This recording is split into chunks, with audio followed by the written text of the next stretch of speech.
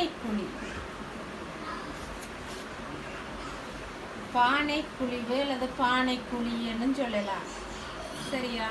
அது எவ்வாறு உருவாகின்றதுன்னு சொன்னா, இந்த ஆற்றுப்படுக்கையில சுரண்டல் காரணமாகத்தான் இந்த பானைக்குழி உருவாகிறது. இந்த ஆற்று நீரினால் அடித்து கொண்டு வரப்படும் கருப்பொருட்கள் என்ன செய்யணும்னு சொன்னா, நதிப்படுக்கையில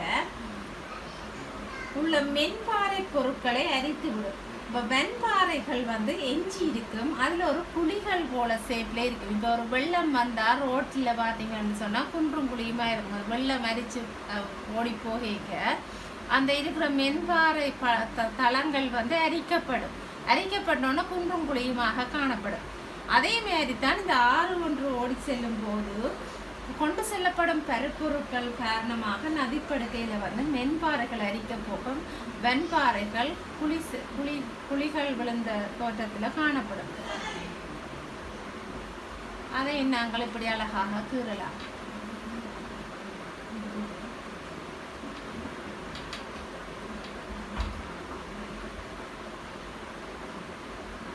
இப்படி பானைக்குழி காணப்படும்.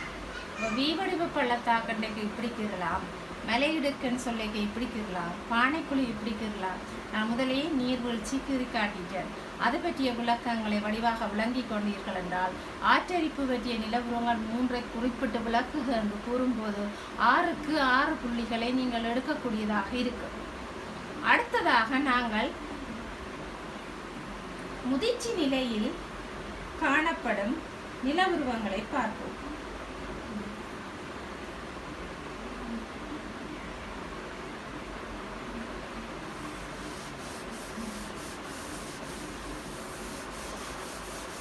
அதிலும் அரித்தல் நிலவுருவங்களால் ஏற்படும் நிலவுருவங்களும் படிதல் செயற்பாட்டால் ஏற்படும் நிலவுருவங்களும் உருவாகும். அதில் முதலாவதாக அகன்ற பள்ளத்தாக்குகள்.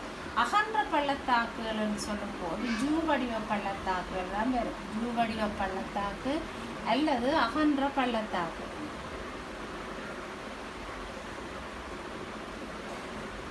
அல்லது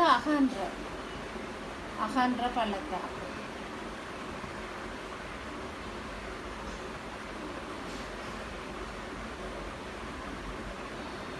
சரியா? அதில் ஜூ வடிவன் நான் முதலே V ஷேப் கீறின மாதிரியே ஜூ ஷேப் கீறலாம்.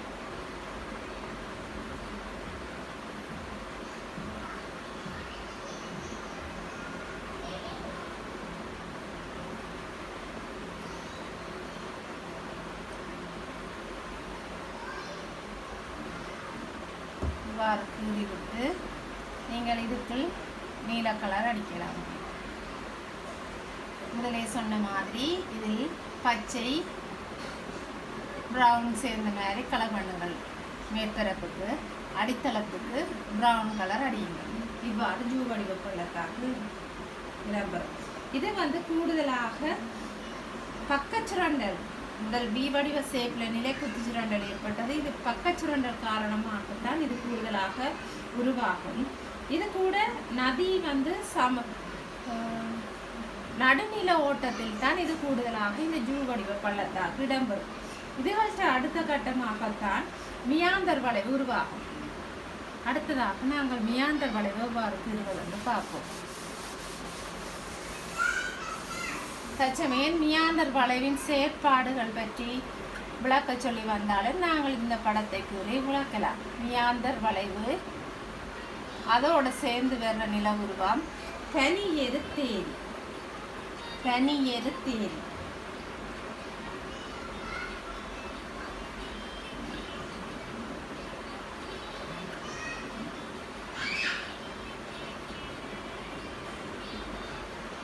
சரியா? மியாந்தர் வளைவு எவ்வாறு கூறுவதென்றால் ஒரு வளைவின் திசையை கொண்டு இருக்க முடியும்.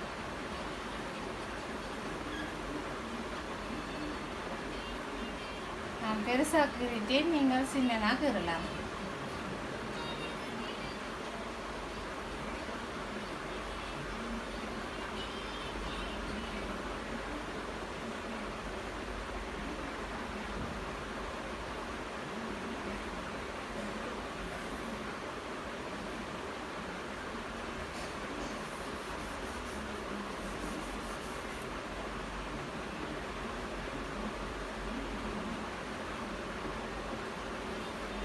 சரியா?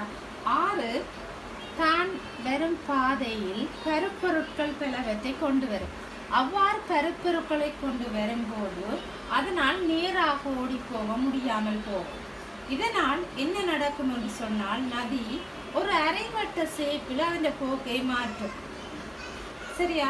அதாவது வளைவுக்குட்பட்ட நதியின் வெளிப்புற எல்லையில தீவிர அரிப்பு, இதுல தீவிர அரிப்பு நிகழும். இப்படி இஞ்சால அரிக்குது. உள்ளுக்கு என்ன செய்யும்னு சொன்னா உட்புறமாக இஞ்ச படிதல் இடம்பெறும். இஞ்ச அரித்தல் நிகழும், இஞ்ச படிதல் நிகழும். இந்த செயற்பாடு நிகழும் போது உருவாவதுதான் இந்த மியாந்தர் வளைவு. சரியா? இந்த மியாந்தர் வளைவு பிறகு காலப்போக்கில் என்ன நடக்கும்னு சொன்னா அது தனது போக்கை மாற்றி நேராக பாய எடுக்கும். நேராக இப்படி ஆறுதண்ட வாழ போயிடும். பிறகு இந்த ஏரி வந்து தனிய காணப்படும். இதனைத்தான் சொல்றது பனியெருத்தேரி.